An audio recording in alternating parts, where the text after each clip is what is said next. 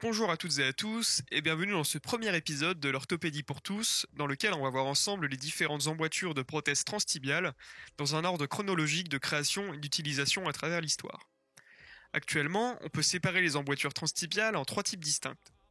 On verra d'abord les premières emboîtures dites classiques, puis les différents types de prothèses contact avec appui sous-patellaire, et enfin, l'emboîture de type TSB.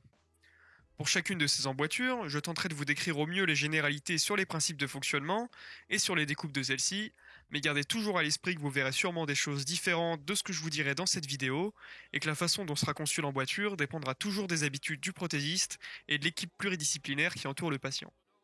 Les deux premiers types d'emboîtures que nous verrons dans cet épisode sont de moins en moins utilisés en France, mais il est important de connaître et de comprendre leurs principes de fonctionnement, parce qu'on peut quand même être amené à en voir selon les habitudes de travail de chacun, mais aussi et surtout à l'étranger. Pour rappel et pour les néophytes, l'emboîture, c'est la partie de la prothèse dans laquelle le patient enfile son membre résiduel après avoir chaussé son manchon au préalable.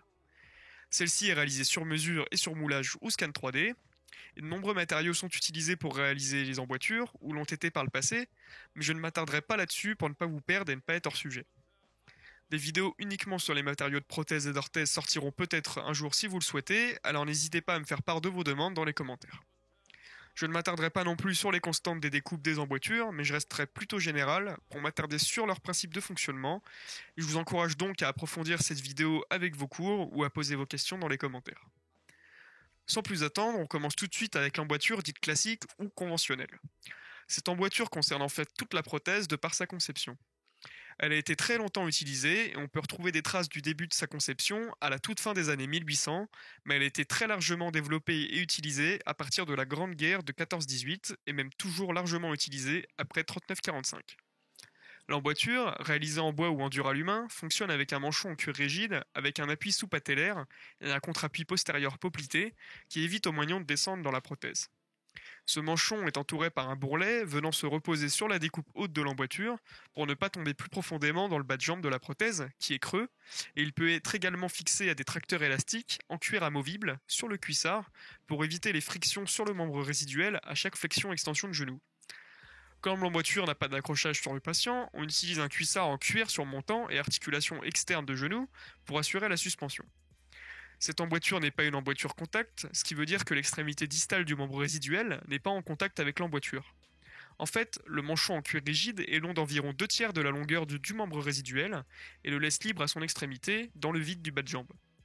C'est une conception de prothèse qui n'a aucun avantage pour le patient en comparaison avec les emboîtures plus récentes que nous allons voir par la suite, et pas non plus pour les prothésistes ayant les compétences et la possibilité d'utiliser d'autres systèmes, puisque les matériaux utilisés rendent la fabrication longue et fastidieuse. En fait, le contact distal absent ne favorise pas du tout le retour veineux du membre résiduel, le sang des articulations externes de genou ne suivent pas le déroulement physiologique de l'axe du genou, et donc il y a un effet piston du membre résiduel dans l'emboîture, créant des petits soucis cutanés. C'est une prothèse peu adaptée physiologiquement, qui n'offre pas une bonne proprioception au patient et pas non plus un bon contrôle de celle-ci.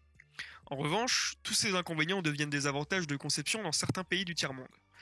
Et oui, si je vous parle quand même de cette emboîture en détail qui a quasiment disparu chez nous, c'est parce qu'on la retrouve encore très largement dans beaucoup de pays qui n'ont malheureusement pas accès aux technologies performantes, coûteuses et demandant de nombreuses qualifications que nous avons la chance d'utiliser. Sa faible adaptation aux membres résiduels en fait une prothèse plus simple à réaliser et avec des matériaux faciles à trouver un peu partout ou même de récupération. Du bois, du métal, du cuir, du plastique, etc. Tous les moyens sont bons pour réaliser ces prothèses. Parfois, c'est les patients eux-mêmes qui fabriquent ces prothèses avec les moyens du bord, et pour la petite anecdote, on retrouve même des prothèses fabriquées en douille d'obus de récupération, eux-mêmes causant de très nombreuses victimes d'amputation chaque année dans le monde. Vous serez peut-être donc amené à en voir un jour si vous partez faire des prothèses en voyage humanitaire ou si vous appareillez un patient étranger qui se déplace en France. Passons maintenant aux différentes emboîtures de contact avec appui sous-patellaire. Dans ce type d'emboîture, on retrouve trois concepts différents, avec toujours le même principe de base pour l'accrochage de la prothèse, c'est-à-dire un appui sous-patellaire et un contre-appui poplité, ainsi qu'un contact distal du membre résiduel dans l'emboîture. On aura ensuite plusieurs variantes à partir de cette base pour assurer la suspension. De nombreux soldats américains ayant été amputés durant la Seconde Guerre mondiale, on voit un développement de nouvelles technologies pour améliorer leur appareillage s'enclencher dans les années qui suivent le conflit, et encore aujourd'hui, l'armée américaine est un des acteurs les plus importants dans le développement de nouvelles technologies prothétiques. L'arrivée de l'utilisation des résines et de la fibre de verre est aussi une chose qui a permis de nouvelles possibilités techniques. La première prothèse de contact voit le jour aux États-Unis en 1956, dite PTB, en anglais Patellar Tendon Bearing, qui peut être littéralement traduit par tendon patellaire comme accroche, pour la prothèse donc. Cette nouvelle emboîture permet d'éliminer le cuissard, les montants et les articulations externes de genoux de la prothèse classique, ce qui permet donc un gain de poids considérable qui a grandement amélioré le confort des amputés transtibiaux à l'époque. On trouve à présent un manchon en mousse pour le confort dans l'emboîture, et du fait qu'on ait retiré le cuissard, beaucoup de conflits cutanés qui se produisaient à cause du pistonnage de l'emboîture classique sont réduits, voire éliminés, et le retour veineux est à présent favorisé par le contact distal du membre résiduel dans l'emboîture. Comme on l'a dit, l'accrochage est possible par l'appui sous-patellaire et le contre-appui poplité, et la suspension se fera ici par un bracelet en cuir suscondylien réglable. En coupe horizontale, la forme de cette emboîture est légèrement triangularisée avec un léger serrage sur les masses molles. L'emboîture PTB est donc une réelle avancée dans le monde de la prothèse à l'époque, qui révolutionnera la vie de beaucoup de patients et qui sera le début du développement des deux autres emboîtures que nous allons voir. Celle qui suit est de conception française, et plus précisément nancéenne. Créée 2 années plus tard en 1958, l'emboîture PTS pour prothèse tibiale supracondylienne garde à peu de choses près la même conception que la précédente, mais l'appui sous-patellaire est un peu moins prononcé puisqu'un appui sus-patellaire vient en complément de celui-ci, rajoutant un accrochage supplémentaire et remplaçant la suspension du bracelet suscondylien de la PTB.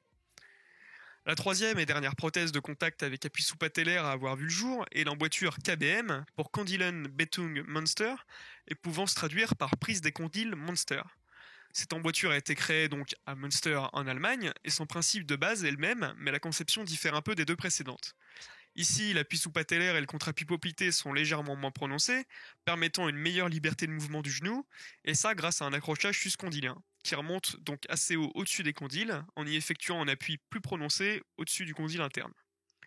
Le dernier type d'emboîture que nous allons voir est aujourd'hui de très loin le plus répandu. C'est celui qu'il faut absolument connaître, et c'est pour cette raison que je vais m'y attarder un peu plus que les autres.